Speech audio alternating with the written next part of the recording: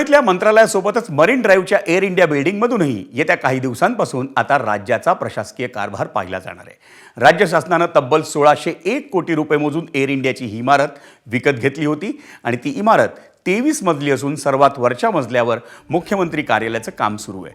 त्या खालच्या म्हणजे 22व्या मजल्यावर राज्य मंत्रिमंडळाच्या बैठकीसाठी सभागृह बनवण्यात येत आहे। राज्याच्या मुख्य सचिवांच्या उपस्थितीत या इमारतीत आज सायंकाळी मंत्रालयातील विविध विभागांच्या सचिवांची बैठक पार पडली। मंत्रालयातील नेमके कोणते विभाग एअर इंडिया इमारतीमध्ये स्थलांतरित करायचे आणि त्याचं नियोजन कसं करावं या संदर्भात या बैठकीत आढावा घेण्यात आला।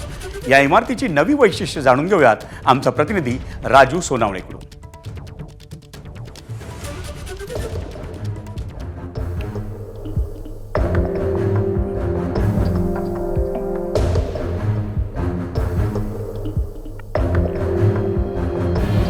राज्याचा कारभार आता मंत्रालयासह मरीन ड्राईव्हमध्ये उभी असलेली मोठ्या दिमागात उभी असलेली एअर इंडिया इमारतीमधून सुद्धा चालणार आहे आणि याच इमारतीच्या डागडुजीला सुरुवात झालेली आहे।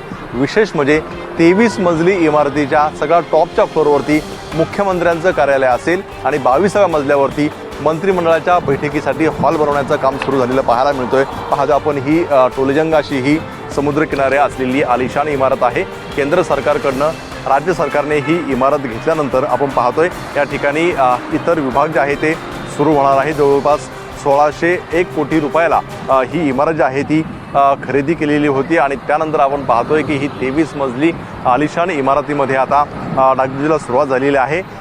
मंत्रालयामध्ये जागा नसल्यामुळे अनेक विभाग जे आहे ते मंत्रालयाच्या आजूबाजूला आपल्याला पाहायला मिळतात। त्यामुळे जवळपास 9 लाख स्क्वेअर फीट जे आहे ते जागा भाडे तत्वावरती राज्य सरकारने घेतलेली आहे आणि जवळपास 200 कोटीच्या आसपास भाडं जे आहे ते राज्य सरकार भरतं। त्यामुळे या इमारतीमुळे ही बचत होणार असल्याचा दावा जो आहे तो राज्य सरकार करताना पाहायला मिळते। खरं तर आपण पाहतोय का 1972 मध्ये ही 23 मजली इमारत जी आहे ती बांधण्यात आलेली होती आणि या इमारतीमध्ये आता राज्य सरकारचा कारभार जो आहे तो चालणार आहे। खरं तर ज्या 23व्या मजल्यावरती मुख्यमंत्र्यांचं कार्यालय होणार आहे त्या इमारतीमध्ये त्या मजल्यावरती पाहिलं आपण तर बिल्टअप 5611 चौरस फूट जागा आहे आणि ज्या ठिकाणी कॅबिनेटचा हॉल तयार होणार आहे त्या 22व्या मजल्यावरती 13,363 चौरस फुटांची जागा जी आहे ती उपलब्ध आहे। त्यामुळे टोलेजंग असा हा हॉल सुद्धा जो आहे तो होणार आहे। खरं तर आपण पाहतोय की यामध्ये डागडुजी करण्यासाठी सुद्धा जवळपास 200 कोटीच्या आसपास पुरवण्या मागण्यांमध्ये तरतूद करण्यात आलेली आहे आणि जे काही बाहेर